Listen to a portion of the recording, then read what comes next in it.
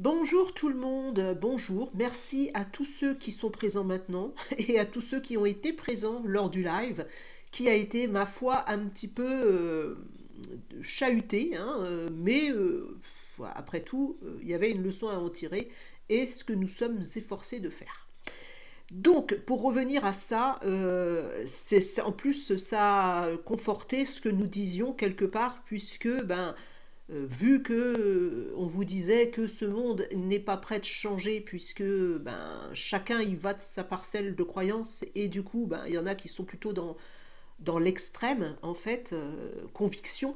Ils veulent que vraiment tout le monde adhère à leurs convictions, ce qui fait que évidemment on n'est pas encore prêt. Vous voyez bien que c'est compliqué et que pour faire que tout le monde soit en accord, ça va être très compliqué. Donc ça conforte un petit peu ce que nous étions en train de vous dire par rapport à ce reset, où il y a énormément de travail encore à faire, et que, ben voilà. Mais bon, passons à autre chose. J'avais reçu une canalisation, c'est même pas une canalisation, c'est une réflexion que je m'étais posée, et donc je l'ai marquée sous forme de texte, pour vous faire comprendre, en fait, ce que j'ai traversé, et je vous partage, en fait, ce que j'ai vécu, ce que j'ai ressenti, par rapport à ce que vous pourriez peut-être, les similitudes que vous pourriez avoir avec ça. Ce n'est pas un fait de vous dire que ça se passe comme ça pour chacun, hein. Chacun aura ses ressentis différents, heureusement, mais c'est juste une réflexion. Voilà.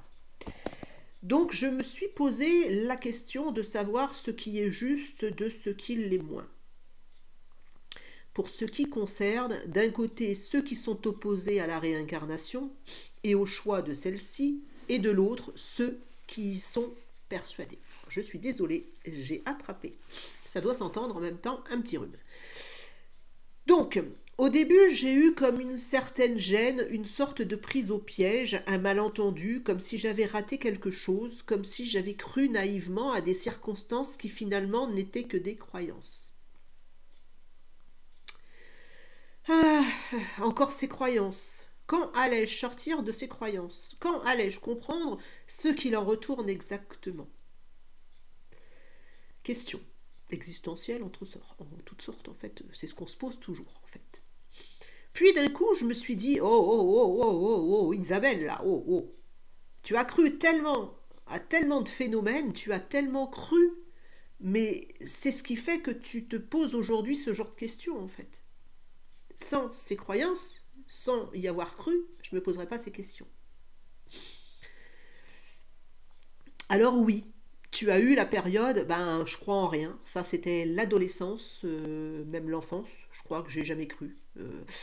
Donc, un petit peu un caractère un petit peu rebelle, hein, donc que beaucoup ont connu certainement, la solitude, surtout, quelqu'un de solitaire, un peu un ours mal léché, entre guillemets, où je piquais plus comme un scorpion que autre chose, hein, mais c'était ma période, il fallait que je passe par là, donc j'ai accepté. Moins ceux qui ont vécu cette période-là avec moi, mais bon, comme on dit, on fait son petit cheminement ensemble. On partage dans ces coups-là, les bonnes comme les moins bonnes. Donc, alors, oui, j'ai eu cette période où je ne crois en rien. Puis celle de ah bah oui je crois mais seulement ce que je vois en fait, hein. Et en plus ma mère me disait toujours je crois je suis comme saint Thomas, je crois ce que je vois, ou je sais plus qu'est-ce qu'elle nous disait, mais ça se rapportait à ça en fait. Les croyances des parents aussi ont joué un rôle, mais pas seulement, hein. Puis celle de oui je crois mais seulement ce que je vois, et on croit rien à ce qu'on voit et à ce qu'on croit, ça fait beaucoup de croire en fait, hein. Puis celle de ah, mais bien, maintenant je crois sans voir.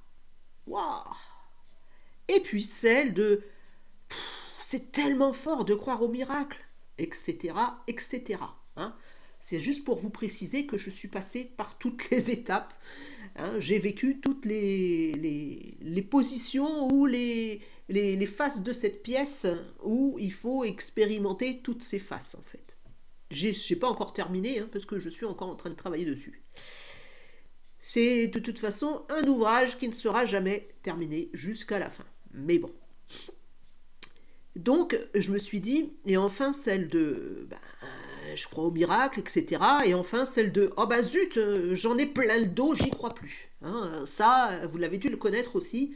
Oh, j'en ai plein le dos, j'en ai marre, j'arrête parce que ça me saoule, parce que j'ai beau faire tout ce qu'on me dit, mais ça fonctionne pas, et patati et patatoche. Après, je me suis dit, mais puisque je me suis incarnée, c'est que c'est pas pour rien. Hein, si on est venu ici, c'est pas pour rien, hein, c'est qu'il y a une raison. Il y a quelque chose à comprendre derrière ça. Alors j'ai essayé de peser le pour, puis le contre, et d'en faire un regroupement. Ce qui me menait à un beau merdier. Excusez le mot, mais c'est ça. Hein. Nous vivons actuellement des moments intenses, des forts moments et troublants, hein, des moments forts et troublants, jusqu'à souvent l'épuisement, hein, la lassitude. Pourtant, à y réfléchir, ces moments sont également fascinants. Il n'y a pas que la lassitude. On voit aussi que d'un côté, c'est fascinant. On découvre beaucoup de choses. C'est quand ces périodes de chamboulement intérieur arrivent qu'il faut s'arrêter, sur toute pensée, hein, faire le vide complet, s'immerger dans une sorte de vide sidéral, ne plus chercher à croire qui ou quoi que ce soit, patienter jusqu'à ce que nous soyons prêts à faire de nouvelles recherches. Juste le temps de faire la synthèse de tout cela et de se demander honnêtement,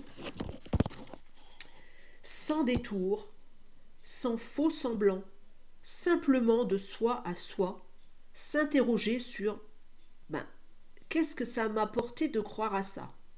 Et qu'est-ce que ça m'apporte maintenant? Suis-je plus heureuse? Suis-je plus triste?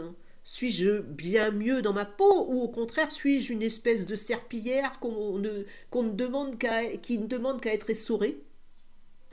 Car trop pleine de sous-entendus, de malentendus, d'incompréhensions, de certitudes parfois. J'ai compris que seule cette évaluation personnelle et honnête, je rappelle honnête, est réellement importante. Seule cette profonde introspection va se révéler utile pour avoir la compréhension, la logique et l'évidence. Savoir peser son âme sur cette balance faite de données, de connaissances réelles, de celles qui sont erronées, c'est là le premier pas vers le délestage, l'allègement, le tri de toutes ces fausses idées ou fausses croyances. Car seulement après ce travail, qui je le répète doit se faire en honnêteté envers soi-même, après celui-ci arrive l'acceptation d'avoir peut-être, ou plutôt d'avoir certainement cru à ces fausses croyances.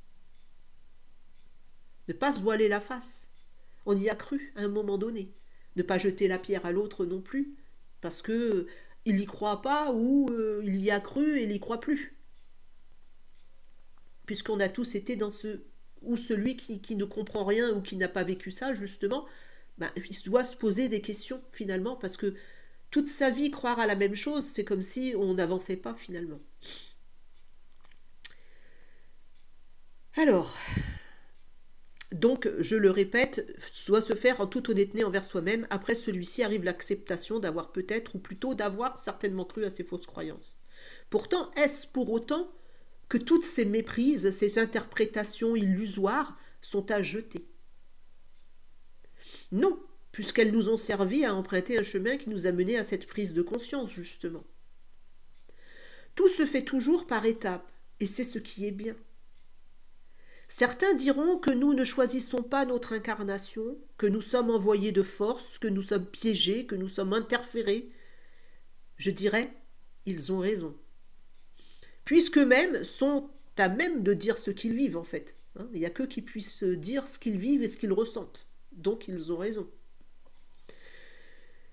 Et il ne faut pas oublier aussi qu'il y a des êtres sans conscience, des sans-âmes, des âmes vendues, des portails organiques, qui vont être certainement dans ce raisonnement, puisqu'effectivement pour eux il s'agit d'un piège. Et donc se faire manipuler, avoir des implants, être interféré, va automatiquement se présenter à eux, et c'est ce qui va faire que là encore, ils vont propager peut-être inconsciemment, et d'ailleurs c'est souvent inconscient puisque les portails organiques ne peuvent évoluer en conscience. Ils vont donc affirmer cette réalité autour d'eux, car c'est ce qui va maintenir leur propre croyance. Mais tout cela est là pour une bonne raison, puisque rien n'arrive par hasard et que ces personnages ont aussi le but de mettre certaines zones d'ombre en lumière. Pour d'autres, la réincarnation existe, mais ils seront dans l'extrême, c'est-à-dire l'extrême lumière, à s'en éblouir eux-mêmes en fait, et à finir par ajouter d'autres limitations et d'autres croyances, car trop dans le côté de ah, je dois faire ça, je ne dois pas faire ça, ça c'est autorisé, ça ne l'est pas. Donc ils vont finir eux aussi à se perdre dans des fausses croyances. Et pour eux aussi, tout est exact, ils détiennent leur vérité et cela est juste, car celui qui va les écouter ou adhérer à leurs convictions, c'est qu'il a besoin de ça pour comprendre. C'est qu'il doit passer par cette étape pour franchir ces étapes en fait. C'est juste. Mais c'est pas de mais en fait, il n'y a même pas de mais à rajouter puisque c'est juste. Puis, pour faire un raccourci, car la liste serait beaucoup trop longue de ce qu'il y a et de ce qu'il n'y a pas, il y a ceux qui croient que l'incarnation est prévue, qu'elle est choisie et que tout se déroule selon un plan initial prédéfini à l'avance. Je dirais que j'ai raison, puisque c'est cette version que j'ai choisie pour le moment. Je le précise, car s'il fallait que je croie à la fin de cette expérience, si je crois, attendez, parce que je le précise, car s'il fallait que je croie jusqu'à la fin de cette expérience à cela, c'est que je n'aurais pas vraiment évolué. C'est-à-dire, c'est ce que je vous disais tout à l'heure, si je pensais à ça continuellement tout au long de cette vie, c'est que je n'aurais pas évolué, puisque j'aurais toujours gardé la même croyance. Tout bouge, tout se mue, à chaque seconde. Il serait trop dissonant de croire que ce que je pense en cet instant sera ce que je vais penser dans des jours, des mois ou des années plus tard. Donc pour le moment, c'est ma croyance, puisque nous vivons tous avec des croyances, puisqu'elles font partie de l'existence elle-même. D'après le parcours que j'ai effectué, je me cantonne à cette version, car c'est celle qui correspond le mieux à mes attentes du moment. C'est ainsi que pour les autres, car j'ai aussi raison, je détiens ma vérité à cet instant, j'ai pesé le pour et le contre, j'ai effectué cet arrêt nécessaire, j'ai calmé mon mental, même si je sais que le faire taire serait de l'ordre de l'impossible, car il fait partie de moi et il me sert quelquefois. J'essaie simplement de me relier à ma conscience, celle en qui j'ai une entière confiance. Elle est la justesse, elle est l'authenticité. C'est elle qui m'informe de ce qui est utile de savoir. Elle est là pour me faire évoluer, certainement pas pour me faire croire que je suis un être lumineux, un être supérieur. Car cela servirait uniquement à nourrir mon ego, qui n'a pas besoin d'être nourri parce qu'il est déjà assez costaud, quoi. Enfin, c'est mon appréciation. C'est cette conscience, c'est cette authenticité qui me dit toujours franco. Stop, je vais trop loin. Il faut que je prenne le temps de comprendre, il faut que je prenne le temps d'apprécier, puis ensuite d'accepter. C'est toujours ce temps d'arrêt nécessaire pour comprendre en fait. La vie est simple finalement. Elle est accessible pour celui qui s'évertue à faire qu'elle le soit. La vie est multicolore pour celui qui s'évertue à y mettre de la couleur. La vie est pétillante pour celui qui s'évertue à ce qu'elle chante sur tous les points de vue. Changer son regard, c'est être en authenticité avec son être. Il suffit d'un simple changement de ce point de vue pour que l'on puisse admirer un sublime paysage plutôt que de voir une décharge. Il suffit d'un changement de comportement pour apprécier ce que l'on a déjà, et cela sans croire automatiquement qu'il y a manipulation, un plan, et j'en passe et des meilleurs. Chacun voit ce qu'il veut, voir et croire ce qu'il veut croire, tant que la nuisance envers qui que ce soit reste éloignée. Ainsi, tout est coordonné. Respecter les autres, respecter leurs croyances, respecter leurs choix. Ça fait partie, en fait, de ça. Non, nous seuls pouvons régler nos contraintes, nos obstacles. Nous seuls avons le pouvoir de se libérer de toutes sortes de chaînes, qu'elles soient mentales, physiques et même éthériques, puisque nous seuls sommes les créateurs de cette expérience, de cette incarnation, qu'elle soit choisie ou non choisie. Reprendre son pouvoir, le garder, éviter de se faire berner, c'est obtenir la liberté. Éviter d'aller vers la tentation, c'est éviter la manipulation.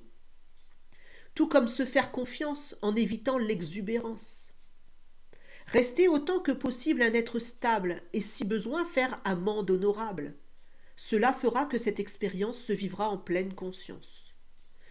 Voilà pour ce que j'avais de ce petit texte, hein. Ça ne dure pas très longtemps, mais il fallait que je vous en parle parce que il y a beaucoup de jugements les uns envers les autres et finalement, dans ce qu'on appelle la spiritualité, eh ben, on s'aperçoit que ce sont bien souvent les gens qui sont le moins tolérants envers les autres. Et donc cette tolérance, elle fait partie du système, en fait, elle fait partie de ce jeu. Et quand on accepte cette tolérance envers les autres, envers leur propre choix, parce que s'ils ont choisi d'incarner l'être qu'ils sont et de croire en ce qu'ils croient, c'est que c'est nécessaire pour leur avancement. Après, comme je vous dis, on doit toujours se poser et avoir ce moment de réflexion pour voir si, justement, c'est encore utile de croire à ça, ou c'est complètement erroné ou obsolète. Après, c'est notre faculté de compréhension, en fait, quelque part. Mais se poser et avoir cette réflexion, c'est s'amener à soi des réponses, en fait. Et chacun, malgré que nous sommes justement dans cet extrême, on l'a bien vu avec la vidéo, le live, de cet extrême de dire que cette chasse aux sorcières, de dire qu'il n'y a qu'une réalité, c'est-à-dire la médecine traditionnelle et que les médecines alternatives, comme elles ne sont pas prouvées par la science quelque part, c'est faux. Mais on a vu aussi que la médecine traditionnelle a ses ruptures aussi à un moment donné. On l'a bien vu avec tout ce qui s'est passé pendant la tragédie, j'allais dire, la commedia dell'arte. Hein, on a vu ce qui s'est passé, justement. Donc, pourquoi ne pas coordonner, en fait, les deux, au lieu de se chamailler, de se tirer dans les pattes? Bien sûr qu'il y a utilité à la médecine traditionnelle et utilité à la médecine, dise, holistique. Les deux ne sont pas incompatibles, au contraire, ils sont complémentaires. Et c'est ce qu'on essaye de nous faire comprendre par rapport à ça, en fait. Chacun a sa réalité, quelque part, puisqu'il y a des multiples possibilités de réalité. Donc, on ne va pas se cantonner à une seule version. Et donc, chacun a raison. Donc, arrêtons de se battre les uns ou de juger les uns et les autres, puisque chacun de nous avons raison sur ce que nous recevons, ce que nous captons et ce que nous ressentons, parce que nous sommes les seuls à savoir, au fond de nous, le ressenti que nous avons, en fait. Qui serait capable de nous dire non, c'est pas vrai, elle a la fabule ou elle s'imagine des choses, mais ils sont pas dans mon corps, donc ils ne peuvent pas comprendre. Et moi, je ne suis pas là non plus pour les juger parce qu'ils ne croient pas. C'est parce qu'ils vont avoir certainement un cheminement à faire avec ça et arriver à un moment donné, ils croiront ou ils croiront pas, mais ça c'est leur souci en fait, c'est pas le mien. Ça ne me concerne même pas en fait. Moi je m'occupe de moi, ce qui m'appartient à moi. Le reste, chacun leur appartient. C'était important de le dire, puisque, comme je vous dis, l'extrême, ce monsieur qui s'est...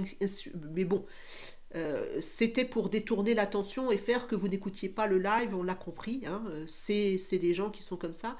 Après, on avait à comprendre aussi, nous, de notre côté, qu'on essayait de nous mettre en illégitimité de ce que nous faisions. Non, nous sommes légitimes dans ce que nous faisons, tout comme ceux qui font de la médecine sont légitimes dans ce qu'ils font. Voilà. Donc, voilà, pour cette petite réflexion de soi à soi, hein, qui égale soi. Voilà, pour chacun. Allez, je vous embrasse, gros bisous, et prenez bien soin de vous, et croyez à ce que vous voulez, en fait. Allez, au revoir.